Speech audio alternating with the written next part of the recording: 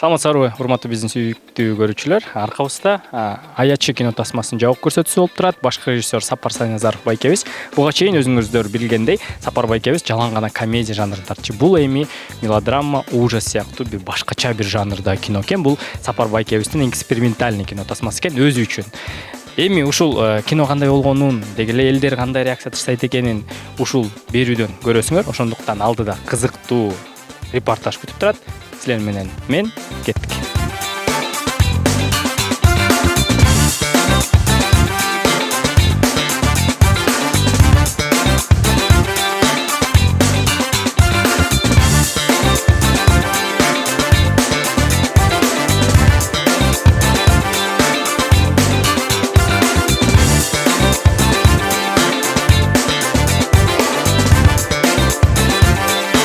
Assalamu alaikum Сапар байке. Премьера кут болсун. Сезимдер кандай? Канчанчы киноңуз болуп атат деги эле? 10 билбейм. 10 кинонун баарын чыгардыңыз, ошо жаңы чыккан сайын баягы толкундаган сезимдериңиз жок болуп атабы же ошондой эле баягы жаңы мектепке барганда сыяктуу эле бир сезимдер дагы эле башталат? Бул фильмде буга чейин билесиңер өзүңөр баягы үй бүлөлүк кино комедия тартып жүргөм. Анан бул кино жанр башка. Мисалы, мурда кинолордо баягы дайым тартып жүргөн үчүн баягы билесиң да, эл кайсы элге кандай кино өтөт, кандай моменттер кандай кылсаң дегендейчи. Анан бул кино жанры башка болгон үчүн чындыгын өтө сүрдүп атам. Өтө толкунданып атам. Канчалык деңгээлде элге бере алдык, драма жанр тартышка болмаң келеби, келбеби деген ушундай вопростор өтө көп башындачы. Эми аны бүгүн премьеранын аягында көрөбүз. Демек бул жанр, бул кино сиз үчүн экспериментальный кино. Ооба, ошо атайын дайыма комедия тартып жүрбөй өзүмдү сынап көрөйүн деп тарттым. Аны эми көрөсүздөр. Айжан айым, саламатсызбы? Саламатсызбы. Премьера кут болсун. Сезимдер кандай болуп атат? Мындай өзгөчө кино экен Сапар байке. Ооба, толкунданып атам аябай. Сөз жок. Сөз жок. Сиз мурдакы тасмаңызда дагы Сапар байке менен тартылгансыз. Мунусунда кантип тартылып калдыңыз? Өзү кыз таппай ачканда мени чакырды акыркы аягында. Анан кийин мен жок деп айткан болчумун башында. Сапар байке жок, түшүп берчи, бул оңоюраак, бул комедиядан жакшыраак деп аябай эми суранган. Анан макул деп барган, көрсө оор эле экен. Оор эле экен.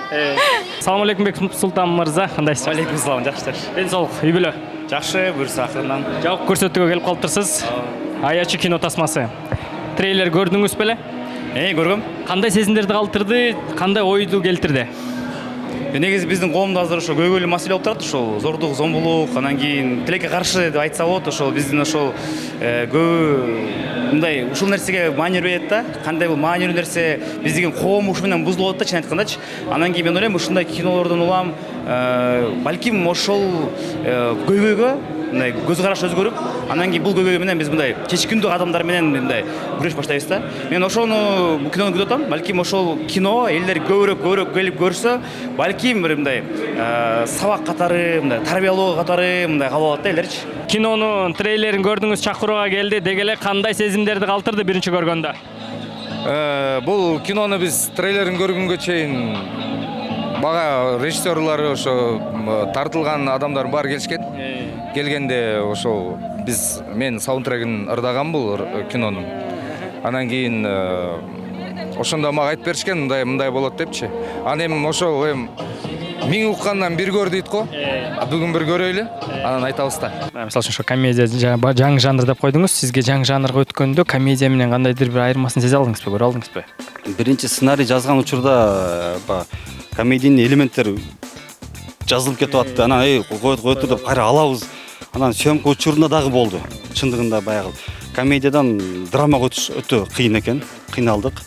Анан эми көрөсүздөр канчалык деңгээлде тарталдык. Мен трейлерди көрдүм. Көрүп туруп эле анан аябай текшергим келген жок. Мен өзүңүздөн угайын дедим да, бул эмне жөнүндө кино? Бул кино акыркы учурдагы болуп жаткан окуялардын негизинен алынды. Бирок сырада айта кетейин, ал эч бирөөсүнүн окуясына тиешеси жок. Себеп дегенде комментарийлерден угуп атам, моун жашоосуна окшош экен деген сыяктуучу. Бирок жалпысынан алдык. Ошол кыскача айтканда аялдарга зордук зомбулук көрсөткөн окуяларды чагылдырганга аракет кылдык.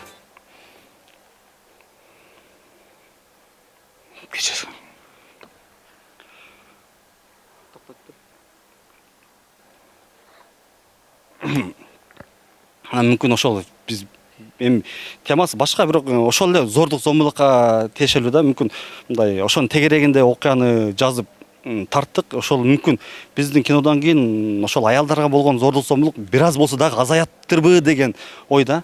Эми ал адамдын өзүнөн, бирок биз өзүбүздүн атуулдук милдетибизди аткардык да. Ошол эң башкысы. Каарманыңызды кыскача айтып кетсеңиз, кандай каарман? Жакшы каарманбы же башкача? Ооба, Элиза деген башкы каарманда ойнойм. Ал деген байдын кызы болот. Баланы жакшы көрөт. Анан бирок эмне үчүн ошондой болуп кеткенин экөөнүн ортосунда мындай болуп кеткен кинодон көрөсүздөр. Ушул ролго мисалы үчүн кандайдыр бир даярдыктарды көрдүңүзбү? Кандай өзүңүзгө эксперимент кылып? Жок, даярдык жок эле болуп калды. 1-2 күн калганда эле чакырды. Анан ошо ойноп аткан жерден эле баарын даярдап эле кылып аттык баарын. Бул кино билишим боюнча трейлерди көргөндө эмоционалдуу кино экен да. Сиз кыйкырып, бакырып ойногон жериңиз. Ошол образдарды бериш кандай болду сиз үчүн? Аябай эле оор болду. Анткени эмоционалдык жактан кыйын экен да. Өзүңдү кече эле кыйнап ыйлай бергенде дагы кыйын экен. Анан кийин ошону бирок окуяга киргенге аракет кылдым. Жакшы ойногонго аракет кылдым. Ишенем, жакшы эле болду го деп. Мен ойлойм, Кыргызстанда биздин чыгармачыл адамдар өтө эле көп негизичи. Ошолорду эгерде колдосок, биз деген ошол эле жанагы батыштын, Россиянын, кымыш өлкөлөрүнүн жанагы кино империялар бар да, ошолордо эле негизи бизде бар, режиссерлор бар, бизде сценаристтер бар деп ойлойм. Просто аларды колдош керек деп ойлойм да. Эгерде колдосок, эгерде биз аларга мындай кичине акча менен колдойбуз да, биз колдосок, алар көрөк тартса, биз мындай сапаттуу, жакшы бир мындай классикалык кинолорго эми жылда бир чыгат, бир экөө чыгып калат да, ошонун арасынан бара берсек балким көбөйөт. Аяш 3 кино тасмасында көрүп калдык. Актер катары. Актер болуп көрдүңүз, деги эле кандай сезимдерди калтырды? Мындан арда кинодон көрө алабызбы? Эми негизи мага кинодон көп эле сунуштар чыгып атат. Анан бирок мен бир жакшы кино болсо ойносомбу деген ойлор бар эми негизи. Буйрса көрөбүз. Башка каарман катары. Эми ошол сыяктуу. Жакында дагы качан жаңы хит жара турган ыр күтө көрөбүз сизден. Угабыз. Кудай буйрса кече гана жаңыр жазылды, Сулууга деген ыр. Кудай буйрса жакында угасыздар. Всё, чоң рахмат, ишиңизге келек. Бул тасмаңызда мисалы үчүн көрүп калдым, рекламасын аябай жакшы кылып, өзүнчө бир машинага кыздарды салып, ал кимдин идеясы? Ошол деги эле силердин кино пиарыңарга залакас тийген жокпу? Аябай көп катуу реклама кетти да. Биринчиден бул өз маркетинг командабыз бар. Ошолор менен кеңешип, биринчи мындай болду, бул окуя биз жасап машинаны, анан накелеге чаптаганда тиги типографиядан туура эмес жазуу келип калыптыр. Эмне деген? Т деген жазуу калып кетиптир да. Токтот жетишет дегенде токто жетишет болуп калыптыр да. Анан ошону оңдогону бала шашып машинаны айдап кетип калыптыр. Анан шаар бир кыдырып ийет. Анан кечинде биз келип сүйлөшүп командага отурган учурда эле охрана келет, силерди машиналарды бирөө карап атат. Чыксак, ал жерде жүзөкүгө чалып көчөдөн көргөндөр. УПСМ келип машинаны текшерип атышып. Анан кечирим сурап барып машинага штраф станка токтотуп, штраф төлөп чыктык. Анан алар эскертип, эмне уруксат сураган жоксуңар? Биз уруксат сурайлы деп атканбыз, бирок даярдык кандай болот көрөлү деген эксперимент кылган учурда эле чыгып кетти да. Анан эртеси кайра барып кечирим сурап кат жазып башынан. Анан эки гаишниктин УПСМ машинасын сурап, анан бирин алдыга, бирин артка коюп, анан 3 машина менен шаар кыдырдык. Ошол багажникти ачып шаар кыдырдык. Бул менен биз нени бергибиз келди? Элдердин ошого болгон мындай реакциясы кандай болот экен, элдер мындай кайдыгер мамиле кылабы экен, кылбайбы экен деген ой менен кыдырдык да. Анан чындыгында карап мындай туура кабыл алгандар болду, туура эмес кабыл алгандар болду. Көчөдө жакшы эле кабыл алышты, молодцы деп, бирок баягы үйдө туруп комментарий жазгандар алардыкы да, алар. Бирок бир жагынан мындай өтө ушунчалык мени баягы жиндентти. Өздөрү бир нерсе кылбайт дагы, кылгандарды кылдыртпайт да. Ошол нерсе мага өтө катуу тийди, потому что биз эл үчүн ушундай нерселер кылалы деп аракет кылсак, анан ушундай тоскоолдуктар болсо бир аз капаландырат экен да. Чоң рахмат. Ийгиликтүү кино болсун. Ушул сөздөрүңүздү ар бир көрүүчү көрүп, жүрөгүнө кандайдыр бир сезимдер келип, кичине ошол сиз айткандай диванный войска деп коет, жатып алып, ошолорун кыскартышат болуш керек. Сизге ийгилик, жакшы кино күтөбүз. Азыр реакцияны. Ар бир көрүүчү бүгүнкү күнү деги эле бул кинону көргөн көрүүчү бул тасмадан эмнени көрө алат, эмнени алат деп ойлойсуз? ар бир киши өзүнүн ой деңгээлинде болгон нерсени көрөт да. Андан кийин ошо жакшы жерлерин көрсө экен деп ойлойм. Эми бул окуя, оор окуя, андай нерселер болбосун деп ишенем. Суроо берип атып байкап калдым, маанайыңыз жок экен. Не себептен? Толкунданып атасызбы же кандай? Толкунданып атам, аябай коркуп атам, бирок бир четинен туугандарым келди, кандай көрөт, кандай реакция болот деп өзүм аябай. Жана эми ийгиликтүү тасма болсун, буйруса кирип чыккандан кийин бир сире ыйлайбыз, Макул.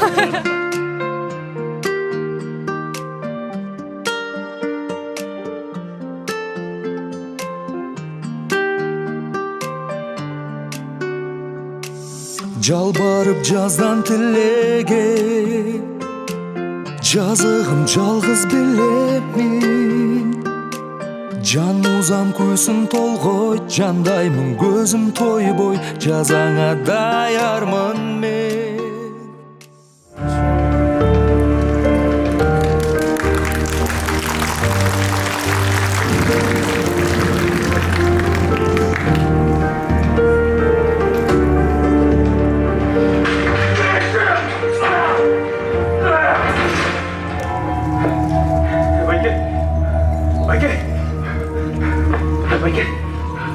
Байке, тамашалай турчу.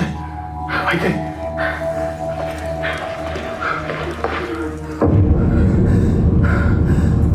Байке. Байке.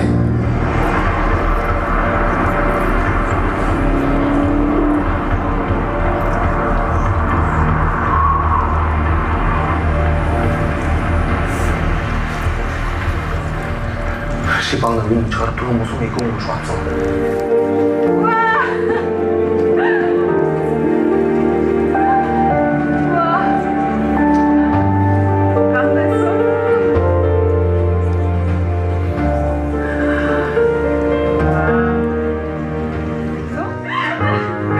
Мен жібікті білмейінше барып тоқтай боқтың ма? Сен мені қоласың, ешкімді қолмайсың. Молдоке, сен азыр біздің екеуізді үйіңе кетесің, же бейішке кетесің, таңда. Жақсырым, негізі шариат бойынша екі жақтың мақұлдығы керек. Біз мақұлбыз.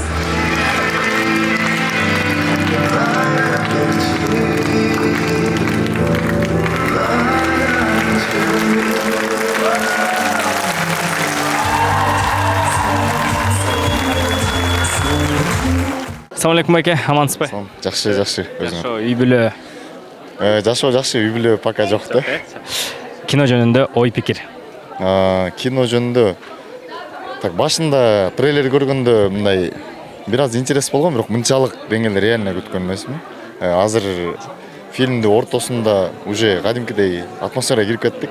Реально эле жакшы аракет кылыштыр. Жана айтпады аягында биз буга чейин только комедия тартканбыз депчи. Анан реально эле мындай болгондо комедиядан мындай жанрга секирген кандай болуп калат деп атканбыз, бирок фильмдин результатын көрүп реально эле вот Сапар байке, Болот Тилек байке, анан Бахтияр байке айрыкча башына переживать этип атканда кандай болуп калат экен депчи. Анан азыр көрүп отуруп реально эле мындай суктандым да. Реально эле жакшы результат болуптур. Бардык Бахтияр байкенин оюнуна демек жакты сизге ойногон.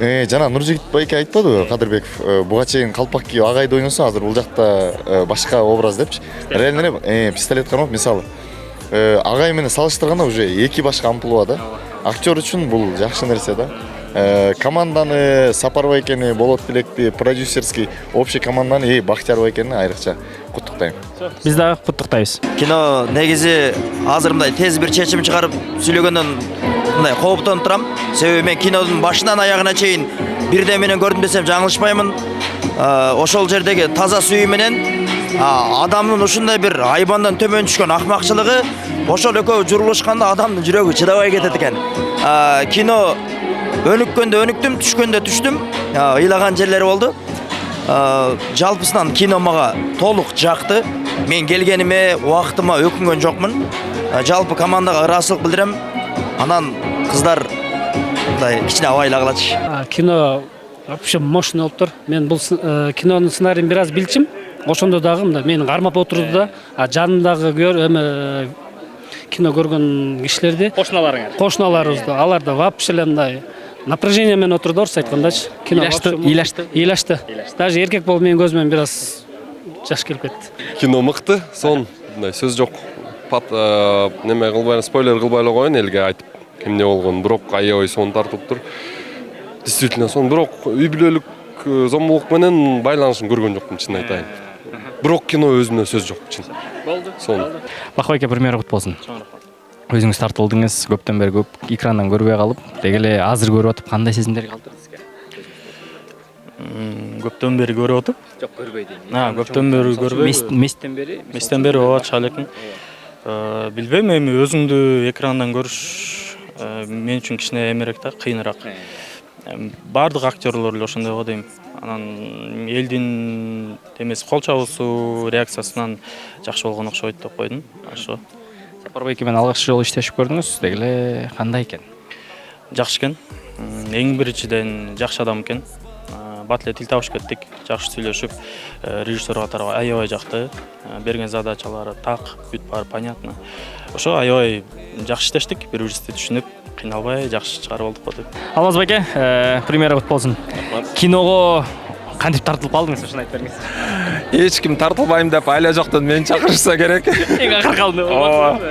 Баары сценарийди окуп, жок деп отурадан ошо мен калсам керек. Ошо мен өзүм деле көнүп калгам, кинонун бир 90% бүт эле ушундай терс каармандар, анан ошо келип эле аягы ошо мага такалып, ошо ошентип айткандан кийин мен үчүн эми мындай эчтеке жаңы нерсе болгон жок. Орусча айтканда ничего нового. Ничего нового, ошо эле мындай терс каармандар. Сценарийди окудуңуз, биринчи сезимдер жана бул кино чыккандан кийин кандай хейт болобу же деген ой келдиби сизге?